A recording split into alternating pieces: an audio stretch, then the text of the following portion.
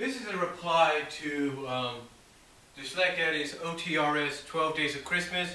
More importantly, the 6 most disappointing storylines in professional wrestling. And you know, Jeff, I do have to agree with you on most of those. I mean, a lot of them had potential, but they really just dropped the ball on them right off the bat. I mean, why would you do this to some of the most potentially great storylines out there? Why? I mean,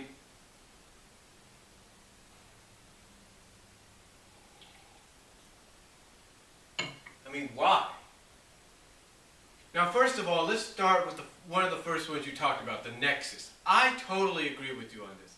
The Nexus had the potential to be the best, to be the absolute best thing they had going. It was the best way to bring up a lot of new young talent from FCW, when it was FCW at the time, and let them showcase what they can do.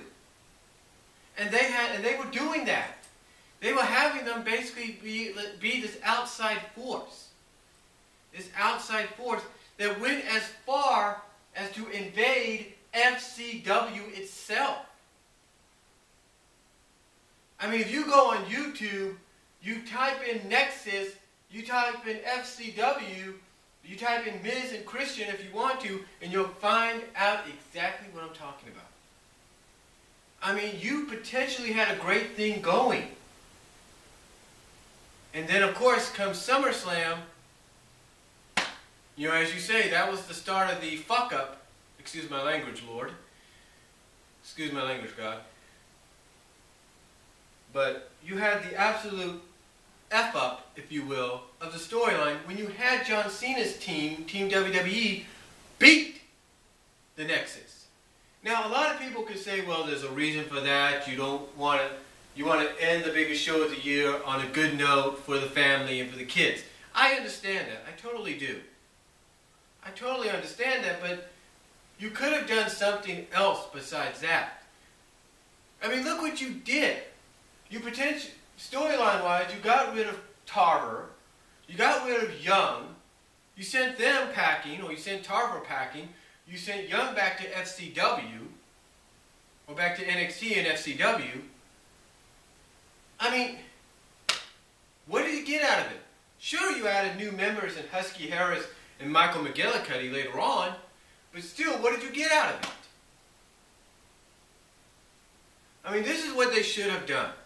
They should have done basically a repeat of the first night they showed up.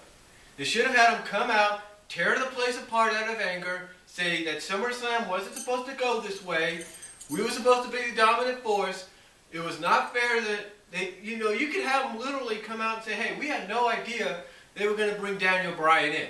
We had no idea he was going to be part of their team. True, it played into the storyline of them firing him and letting him go, but still, you had the potential right there to help it reignite itself the following night. By having them say that they didn't know Daniel Bryan was going to be part of the team. That they were prepared for Great Khali. That they had prepared for Miz. But still, that didn't happen. True, you gave them a bit of momentum at Hell in a Cell. I'll give you that. You gave them a bit of momentum going with Hell in a Cell, with Wade Barrett's Hell in a Cell win. I will give you that. I give you that. You gave them momentum. I'll give you that. You gave them momentum. There's no doubt about that. There's no doubt about that, folks. There's no doubt about that, Jeff. WWE gave them momentum after Hell in a Cell, with Wade Barrett beating John Cena and forcing John Cena to be part of Nexus, even finally going as far, I think before Survivor Series, of having John Cena don the Nexus colors. But then, of course, that got messed up. John Cena, storyline-wise, gets fired, and then only to be brought back a few weeks later to officially compete against Wade Barrett in a match at TLC. And then from there, what do? You basically say, okay, Wade Barrett had his run, Now what do? Oh, let's see. Let's make CM Punk the leader. And then what do you do about that? You basically take out essentially 3 of the members, original members of the core. I mean, not the core, but the Nexus group. Slater, Gabriel, and Barrett. You send them to SmackDown. You repackage them along with Ezekiel Jackson as the core. And again, you had potential there for a core versus Nexus feud to see who the stronger faction is. And you drop the ball on both of them. You drop the ball on both of them. And that's it. I mean, I agree, Schlegatti, I agree with the fact that WWE dropped the ball on the whole Nexus deal. Now, the NWO thing, I agree on that one too. They had potential there. They had, here's the thing, even when Hogan left, even when they took Hogan out of the group, and even when they released Scott Hall, they still had potential. They had the potential. They had Michaels, they had Nash, they had Big Show, they had Pac, X-Pac, and they had Booker T. True, you could take Booker out, and you could still keep the 4 you had, and you had a whole roster full at that time in WWE of people you could have easily put into the NWO. I mean, easily. You could have put anybody on that roster at that time. Christian might have been a good option.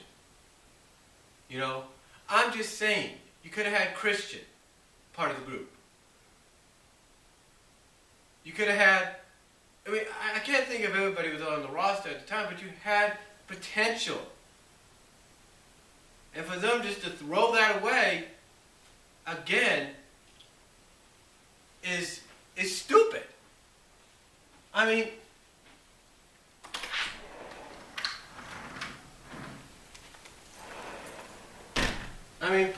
you potentially had this whole roster on both Raw and SmackDown that you could have easily had somebody join NWO. And think about it.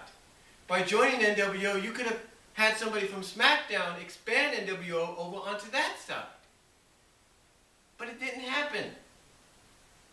It's like, look, you had Lance Storm, you had Christian, you had Test, God rest his soul.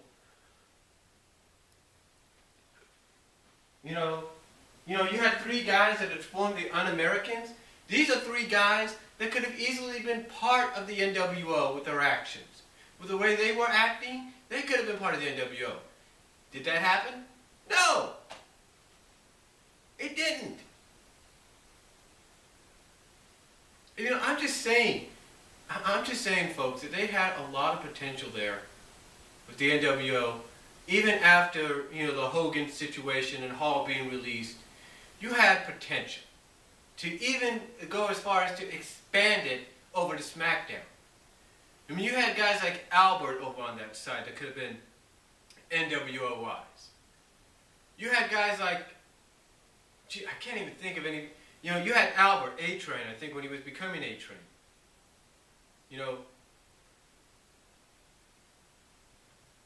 You had guys like,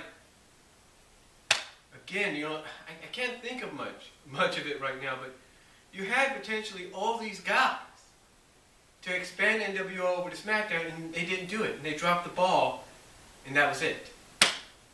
That was it. It's like, okay, we got the 4 members here, oh well, that's it. And killed it. Again, they had that potential, and they just killed it. It's unreal. But you want to speak about WCW storylines? Do you want to bring those up? Yeah. I have a problem. I do agree with the whole finger poke of doom, Kate Goldberg streak ending. I do agree that it probably was stupid for Nash to be the booker at that time, to allow himself to go over and be the one that breaks the streak. I get that. I understand that, and I understand the aftermath of the whole finger poke of doom. I get that too. But you really want to talk about storylines that had potential but were burst and dissolved before they even had a chance to really take off and be something? Let's talk New Blood. Let's talk New Blood versus Millionaires Club. Let's talk that. I mean, when this first started, it gave WCW Nitro one of its highest ratings in a long time. Because now WCW was focusing on the young talent. And you were having the young talent taking on the established talent. And everything you had, the potential you had for this, WCW had the potential for. They sort of capitalized. I mean, the first pay-per-view under the New Blood situation, under this storyline, all the New Blood members, majority of them got the titles that they were supposed to get, except for the Hardcore Championship. You know, they eventually got a majority of the titles. But yet, instead of capitalizing on it and letting them flaunt and saying, look, we got more stroke and power now. You guys got no, telling the Millionaires Club, you guys got no say. You got nothing to talk about. Instead of flaunting it and, again, expanding and taking advantage of that, they don't do it. The only closest thing they did was have Jeff Jarrett put a contract out for any New Blood member to sign, and they ended up having Steiner versus Jarrett. And what happens with Steiner? Steiner goes to the Millionaires Club. He does. He switches sides, just like Chronic. True, you had the back and forth thing like NWO and WCW, but still. You had potential there. You could have had it to where the New Blood, you could have had something like a stipulation added to where if the New Blood won a majority of the matches under the first pay-per-view, in the first pay-per-view under the Bischoff-Russo regime, that the Millionaires Club had to leave the premises. They had to leave WCW forever. And then have one Millionaire Club member come back and say, you know what, it's not fair. You know, the way you guys won these matches, the way you guys won these titles, we want back in. They could have easily done that. They could have easily done that, but they didn't. That was something they could have capitalized on, but they didn't capitalize on it. I mean, think about it. It would have made some intrigue. You would have had for weeks all these young guys just flaunting, going like, yeah, we won all the belts. You know, we got all the championships. We got rid of the Millionaires Club. It's about us now. There's nothing going to stop us. And then have someone like, let's say, a Ric Flair or a Hulk Hogan or a Sting come back and say, you know what? You know the reason your ratings are in the toilet? Because let's face it, the ratings would have dropped even further because not everybody would know who these guys are. You could have someone like that come out and you know why your ratings are in the toilet? They're dropping, they're in the crapper? It's because nobody knows who the hell most of you are.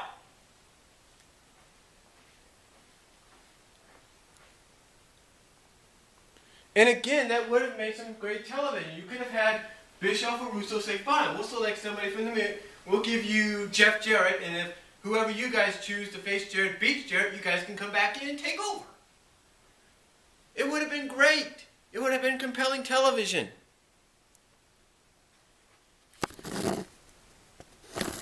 Just checking my time there. And you want to insert the Goldberg situation? Yeah, I admit the Goldberg situation kind of was a surprise at Great American Bash, but it would have been better if he would have interfered in a match besides the Great American Bash. I mean, you had Kevin Nash against Jeff Jarrett. All right, that match could have been for the title and could have been for the stipulation of allowing the Millionaires back in.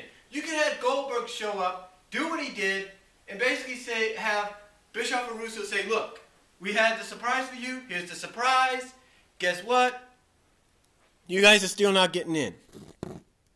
In because your guy lost. Blah, blah, blah. Whatever. You could have had Goldberg do the same thing, help Jarrett retain, but also at the same time keep the Millionaires Club out of WCW. It would have worked. It would have potentially worked. And I'll explain why when I